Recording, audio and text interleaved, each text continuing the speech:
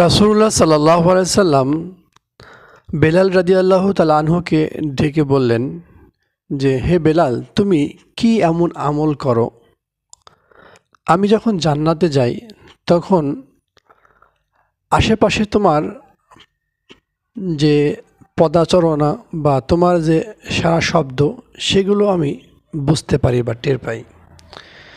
তো বেলাল রাদিয়াল্লাহু তাআলা আনহু বললেন যে, ইয়া রাসূলুল্লাহ সাল্লাল্লাহু আলাইহি সাল্লাম, আমার আমল বলতে তেমন কিছু নেই, তবে আমি সার্বক্ষণিক অজুর মধ্যে থাকার চেষ্টা করি। যখনই আমার অজু ভেঙে যায় আমি সঙ্গে সঙ্গে অজু করি এবং আল্লাহর সন্তুষ্ট অর্জনের উদ্দেশ্যে 2 রাকাত নফল নামাজ পড়ি, যেটাকে আমরা তাহিয়াতুল অজু বলি। আমরাও যেন এমন একটা আমল করতে পারি যার কারণে আল্লাহ রাব্বুল আলামিন আমাদেরকে জান্নাত দান করেন। আমিন। আসসালামু আলাইকুম।